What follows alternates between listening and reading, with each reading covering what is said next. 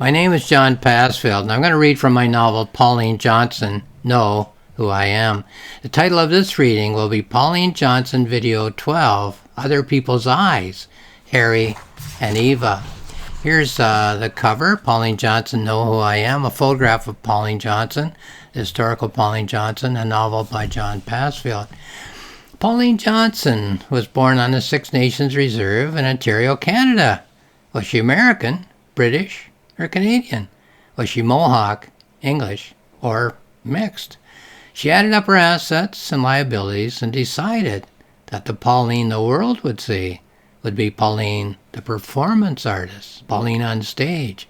As for the real Pauline, she would keep that to herself. Here's a note on terminology. Such terms as First Nations, Aboriginal, and Indigenous were not in common usage at the time at which the events of a novel take place. To refer to her mother's people, the historical Pauline Johnson used the terms English and white. To refer to her father's people, she used the terms Indian, Mohawk, and red. While the novel is fiction, I've used Pauline Johnson's terms throughout the novel in the interest of historical accuracy. We humans have a natural tendency to flatter ourselves. We tend to remember fondly the comments from others that have been complimentary during the key moments of our lives. But this natural tendency is accompanied by its opposite tendency. We remember some of the stinging, unkind, detrimental, and hurtful comments that have been made as we have striven to fulfill our dreams. In this reading, I'm going to present, as she remembers them, the comments of two of Pauline Johnson's harshest critics, Harry O'Brien and her sister, Eva Johnson. Well, we'll start with Harry O'Brien. Now, who is Harry O'Brien? I think that's going to be made fairly clear by the first passage. So I'll just go to page 23 here and read it. Yeah, here it is. A stinging letter from Harry. Yes, I shall think of him as Harry, as he presumes to call me Pauline. Harry, the master of the canoe, a reminder of the days we spent in the waters of Muskoka, sending welcome from all the canoeists in the club. He says he caught my act in Toronto. No, he didn't care to come backstage. He recalls the time when he first heard me reading my poems. He feels compelled to presume on our friendship. What is friendship for, he asks. He begs for forgiveness for what he feels compelled to write. It is a letter which pierces me to my heart. So that's page 23, and it's not till page 39, which is obviously quite a few pages of thought later, about many other things, many of which would be much more positive than this, that she comes back to this exchange by letter with Harry O'Brien. Oh, Harry, my dear friend Harry, I presume to call you Harry, as you have chosen to call me Pauline. No, I cannot charge you with being overly harsh. That's a quote from his letter. No, I do not doubt your motives in giving advice. Yes, I feel that much of you have said as ring of what you would call the truth. Again, a quote from his letter. Excuse me. Whatever pain I feel at your words has certainly been due to my choice of life. A quote from his letter again. Yes, I am the two Paulines. Another quote. The two that you saw a few years apart on the stage. The one you admired, a quote, and the one that you feel the need to condemn as of now. So as I said, very harsh criticism.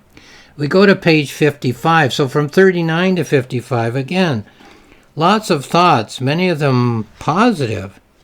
But every once in a while, this need in the mind of Pauline Johnson to, excuse me again, review an image that is very unkind and rates her much lower than she's rated by other people and sometimes and often by herself.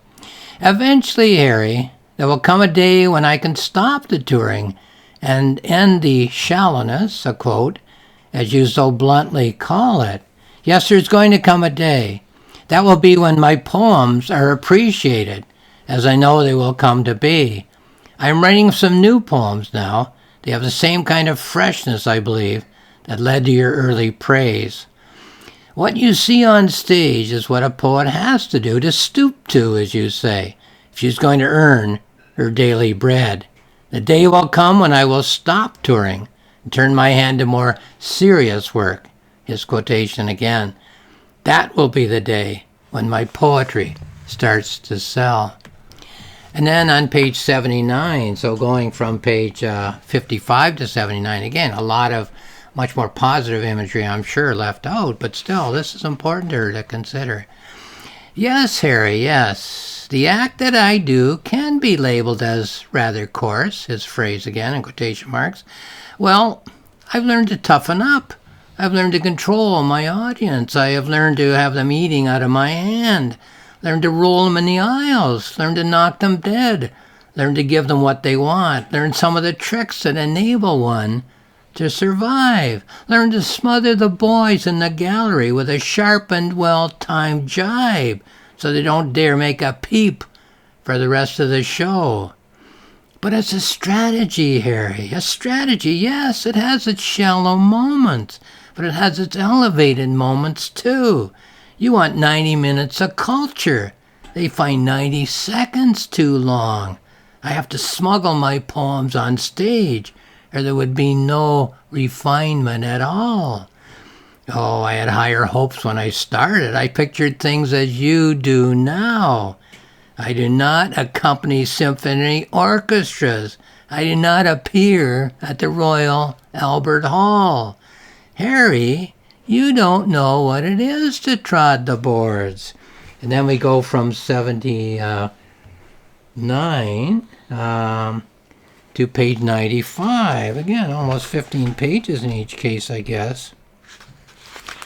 Presumably much more positive imagery, but then the need to come back to this harsh critic, Harry O'Brien, who sends her these letters after watching her performances and not coming backstage and saying hello. This fellow from the days of the Canoe Club up in Muskoka. Consider this, Harry. Please consider this. Whenever you try a case, you are very well paid. But consider how the public remunerates me. The miner, the logger, the blacksmith, the barber, their wives and their kids. Poor, destitute, starving, certainly not affluent at all. These people have been hard at work all day, paid a pittance compared to you, ground down and looking for solace. I give them what I have to offer, an entertaining hour or two. What they want is a little sentiment and some laughs. They pay me with enthusiastic applause. The truth is, the pay for poetry, my dear Harry, is almost nil. Try reading one of your briefs on the public stage. Harry, a lawyer couldn't live on what a poet is paid. Well, that was page 95. Let's go to page 111 for another image, as she thinks from time to time of Harry and his harsh criticism. Harry, Mr. O'Brien, I wish to make a formal request. What once was a baton of encouragement is now a sharpened stick in my side. I have your critique of my recent performance before me now. You could not possibly live my life, and therefore you have no right to judge me. The only person who should sit in judgment of me is myself. I cannot stop you from buying a ticket whenever I come to perform in your town, but please, I ask you, please, do not send me any more of your well-meant advice. And then we go from 111 to page 89. So we're going to go back in terms of the novel. And this does not have a name attached to it, but as you listen to it, it'll sound familiar. It's a comment among many, many comments by the people who claim to have known Pauline Johnson. I felt I knew her quite well. She was very young when I met her. We met on the canoe club trips to Muskoka. There were 2 or 3 summers there when we both participated. We never met again, but we corresponded after that. I was aware of every stage of her life. Someone said that I was hard on her. Well, perhaps I was. I've always accepted challenges and always figured that others should too. I told her repeatedly that she should never settle for half. She wanted to be a great poet. She would write me sometimes when feeling low. I'd say, pay the price, stick with it, don't give in. Then when her writing started to slip, when she started writing amusing skits and occasional verses on trivial topics, I told her so. I told her that her books weren't as good as they could have been. I told her the performance circle is wrong for her. You'll never be a great poet if you're exhausted and traveling all the time. I told her there's always a choice to be made. You have the talent to be a great writer. I told her that in every letter I sent. Well, that too is a memory or a recreation by Pauline Johnson, probably an imaginary comment by a person whose thoughts she knows well, even if he didn't actually say those words. It's an image in her mind that's influencing her. And lastly, page 127. Here's, it's on the second last page of the novel, I think. Yeah, 127. So it's right near the end of her thought, and that's near the end of her life, so she doesn't die within the covers of this novel. Harry O'Brien was a pretty harsh critic. Nothing was good enough for him. He told me my second book was weaker than the first. Perhaps if I'd written in darker ink, you would have been pleased. Well, there's an enigmatic comment by Pauline Johnson in her mind, and I'll just leave it at that. Let's look at another harsh critic of Pauline Johnson. This is her sister, Eva Johnson. They were both born at Chiefswood, lived together as children, grew up together. I'm going to go to near the end of the novel, 119. This is out of order if you're thinking chronologically. Eva and I, walking to high school in Brantford, standing and waiting as horses and wagons go by. I have a secret to tell you, Eva. I've written a poem that I want to read in class. So that's really the beginning of Pauline Johnson, it seems, as a poet. Now, let's look at the subsequent relationship of the two.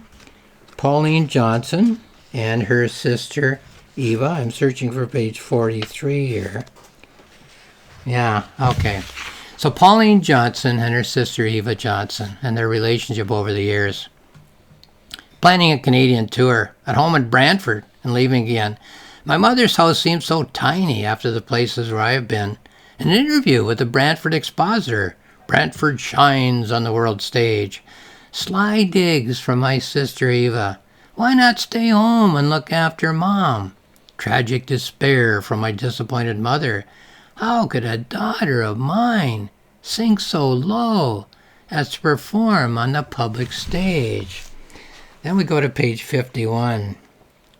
So again, leaving out from 43 to 51, about 8 pages, I suppose, of other imagery. Oh, I should be home in Brantford. A letter from Eva was at the desk, waiting for me. The usual barbs against my profession, but a new note is added this time. Mother's ailing. Mother is ailing. She often wishes that you would come home. Is this a ploy from devious Eva? Is Mother actually in need of my aid? We're so busy here on the road. We are booked in every town along the CPR. Well, Canadians will know that's Canadian Pacific Railway. So very, very busy with her career. But her sister Eva wanting her to come home. That's page 51. Let's go to page 63 for another Eva thought. Another Eva image in her mind. A spat with Eva. Yes, another. Oh, why do I go to see her at all? The spitting of venom by 2 snakes from a single nest. Who can be further apart than sisters? 2 separate ponies lashed together. One born for the highest mountain trails and one for the plow. Eva despising my choice of a partner.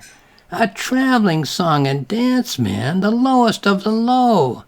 Eva despising my desertion of the family. I didn't expect you to come home when Mother died. Well, if you read the rest of the novel, you'll see that the snows were deep and the trains were tied up in snowbanks when her mother died. So there was a reason other than neglect that she couldn't get home for her mother's funeral. Plus, she was very, very busy in her career. But anyway, all that's in the rest of the novel. Let's go to page 71 for another Eva image in her mind. We all have people in our lives who aren't just people. They're also mythical creatures. They embody some of the elements, some of the forces that we find in our life, which aren't just forces and elements that come from those people, but those people kind of summarize all the examples of this force in our lives that we find so detrimental. It drags us down. And Eva's the lightning rod, I guess you could say. Eva is the mythical character in Pauline Johnson's life for all these negatives that seem to drag her down and away from her career, her chosen career. Eva was very upset when I borrowed money against my share of Chiefswood. She practically screamed that it was our ancestral home, but I needed to have the money, liquid cash, because I needed to go to London. London was the center of the target for me. I've always felt that my arrow hit the center, but the arrow went right through. The center was hollow for me. The only question at that time was, where did the arrow go? Well, that's 71. Let's go to 76 for another Eva image. Eva and the ladies. This is the Vancouver ladies who help Pauline Johnson to publish her poems and so on. Eva and the ladies in a raging battle. They are fighting over a corpse. Eva wants to take me home and bury me on the reserve. The ladies want me buried in Stanley Park. Oh, I am too sick to referee this deadly game. Well, this is later when she's in Vancouver, has cancer, is dying, and it becomes obvious to both these ladies and Eva that she'll soon need to be buried, so they battle over her. My wife and I were out in Vancouver in 1973 and went to Stanley Park and saw the memorial there to Pauline Johnson. But here they are battling over where to bury her, and she's alive and aware of it. 81.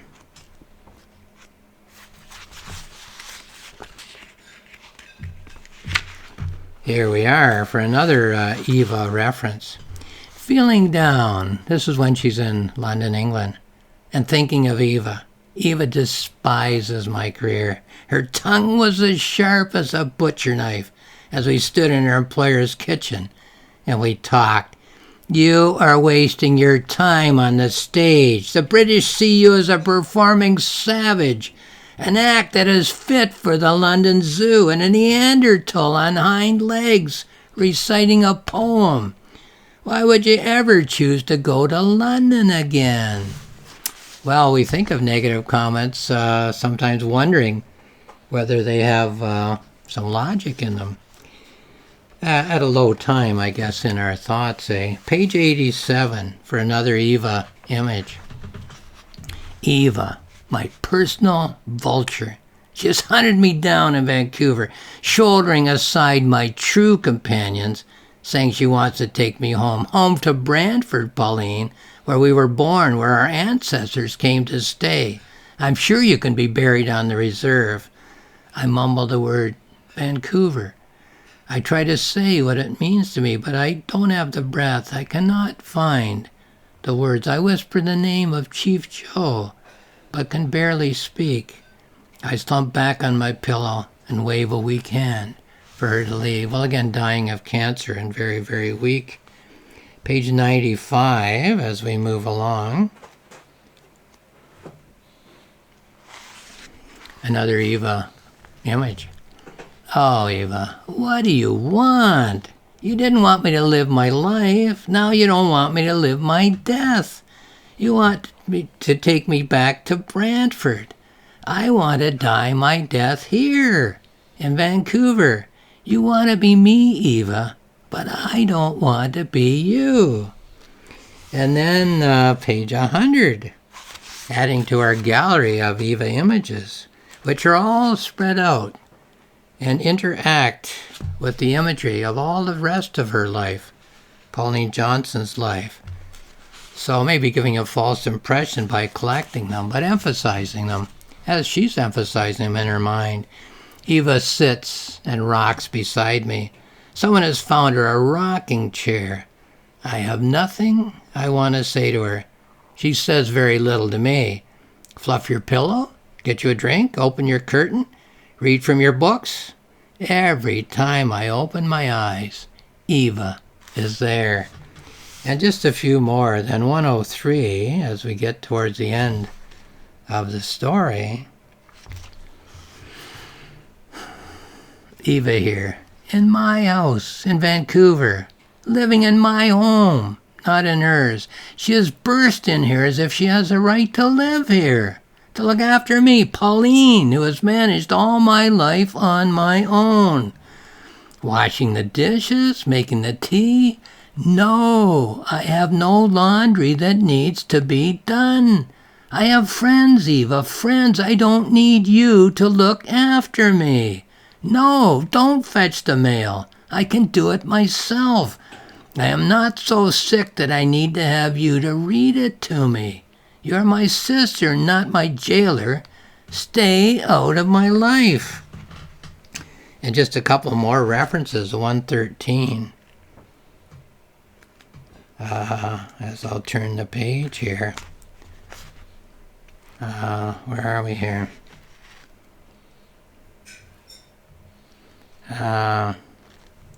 Sorry, I guess that's not the correct page number, so I'll just move. Oh, here it is. I can see my sister, Eva, tending a bonfire. This is after I am safely dead. She hardly glances at the pages as she tosses them on the flames. There's a cardboard box on the grass, a silver tea service, her grandfather's mug. Oh, what are you burning, Eva? I can't see the words from here. Did you bury me in Vancouver or on the reserve? And then page 117. And this is in reference to this interview, which might be imaginary. She has cancer. She's getting morphine, so she's delirious at times. So the interview might be real or might be imagined. But she says this. She thinks this. Oh, Eva, you didn't have to do so much. I could have gotten all the tea things out. I may not be quite the person I was, but I can still serve cookies and tea. Thank you for giving us our privacy so we can talk. And thank you for telling me what to say and what not to say. You're probably waiting around the corner to watch him leave, watch this young interviewer, this young reporter leave. And so that could be the last Eva reference, but maybe I'll just repeat because it comes after that. The one I read at the beginning on page 119. Eva and I walked to high school in Brantford, standing and waiting as horses and wagons go by. I have a secret to tell you, Eva. I've written a poem that I want to read in class. So Eva, who stayed home and looked after her mom. Pauline, who went off into the big world and had this glamorous, exciting life as a world-famous poet. But there's a lot more edging to those ideas in the novel. One of our tasks in life as human beings is to seek, to achieve, and to maintain a balance between the best and the worst that can be said of our hopes and dreams, and our efforts to make those hopes and dreams into our everyday realities.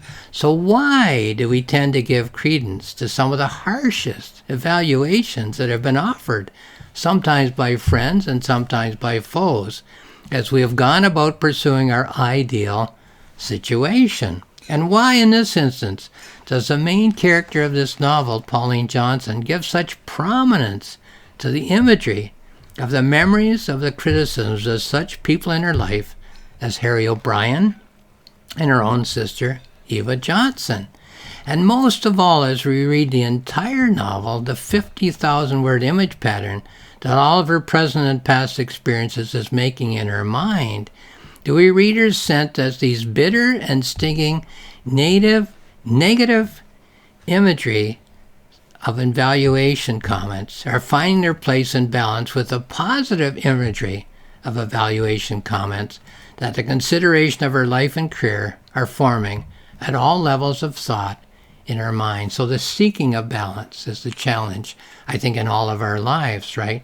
The objective and the subjective view of the self, the positive and the negative view of the self, in terms of being self-honest. This mental exercise put the ultimate evaluation of the value of these negative images in the mind of the reader of the novel. So, okay, once again, Pauline Johnson, Know Who I Am, a novel by John Passfield. Amazon, it's there. There's information there. rocksmillspress.com, my publisher's website, ROCKSMILLSPRESS, information there. On my website, johnpassfield.ca, johnpassfield.ca. 2 books for free access. Just click on the icon. Planning notebook, working my way through the writing process. A journal reflecting on the novel now that it's in rough draft and being polished. Have a look at those if you're interested at johnpassfield.ca. Lastly, I'll just say thank you for watching this video.